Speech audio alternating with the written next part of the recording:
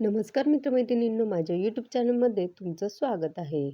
सगळ्यांचं सगळं चांगलं होतं, पण मकर राशीची देव पावलोपावली परीक्षा बघतो की काय, असंच मकर राशीच्या लोकांना वाटत असतं. असाच अनुभव त्यांना येत असतो. पण मार्च महिन्यामध्ये मात्र ग्रहमान काहीसं तुमच्या बाजूने असणार आहे. काही चांगल्या घडामोडी तुमच्यासाठी मार्च महिन्यामध्ये घडू शकतात.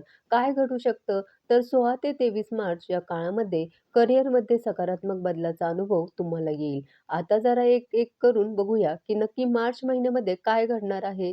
ग्रहस्थितीचा प्रभाव बघता महिन्याच्या सुरुवातीला जरा कामाचा ताण जाणवू शकतो. पण 15 मार्च नंतर परिस्थिती तुमच्या बाजूने होईल. वरिष्ठांबाबत किंवा तुमच्या वडीलधाऱ्या व्यक्तींबाबत तुमची काही अडलेली कामं असतील किंवा सरकारी कामं काही अडली असेल, तर त्या कामांमध्ये हालचाल वाढेल. जमीन किंवा संपत्ती विषयक चर्चा सुद्धा होऊ शकते.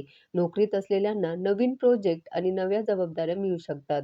18 मार्च नंतर विशेषतः तुमच्या प्रमोशनची चर्चा होऊ शकते. परदेशाशी संबंधित काम करणाऱ्यांना प्रगती बघायला मिळेल. कामात त्याचबरोबर सरकारी नोकरी किंवा स्पर्धा परीक्षांची तयारी करणाऱ्यांसाठी सुद्धा हा काळ सकारात्मक असणार आहे. व्यावसायिकांसाठी सांगायचं झालं तर नवीन ग्राहक तुमच्याकडे येण्याची शक्यता आहे. जुनी थकीत पैसे सुद्धा तुम्हाला परत मिळू शकतात.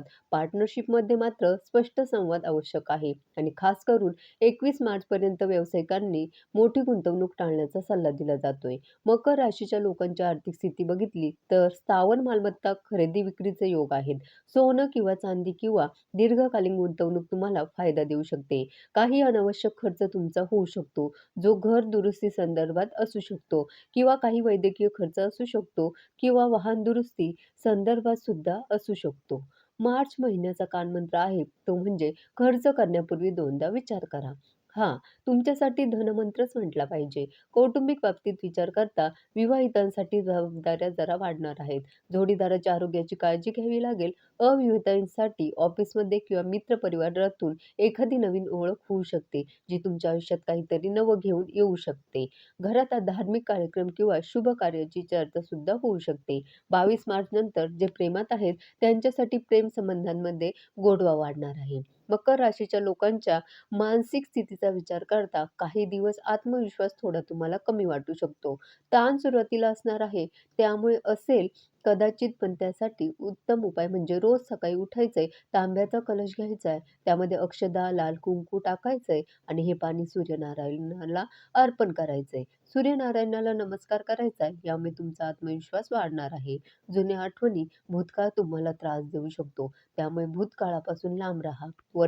वर्तमानावर लक्ष केंद्रित करा, जो तुमचे भविष्य घडवणार आहे. आरोग्याच्या बाबतीत सांगायचं झालं तर गुडघे, सांधे किंवा पाठीचा त्रास या संदर्भात ज्यांना त्रास आहे, त्यांनी जरा विशेष काळजी घ्यावी. रक्तदाब असणाऱ्यांनी सुद्धा थोडी काळजी घ्यायची आहे.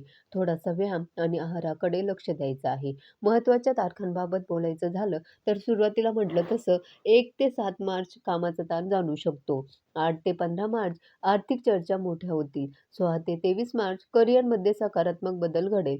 24 ते 31 मार्च तुम्हाला तुमच्या कुटुंबावर आणि नातेसंबंधांवर जरा लक्ष द्यावं लागेल. एकूणच विचार करता मकर राशीसाठी मार्च 2026 हा मेहनतीचे फळ देणारा महिना असणार आहे. पण सातत्यपूर्ण आणि शिस्तीने प्रयत्न करणं, संयमाने पुढे जाणं हे तुमच्यासाठी आवश्यक आहे. नक्कीच येणाऱ्या 3 महिन्यात तुम्ही मोठी झेप घेणार आहात.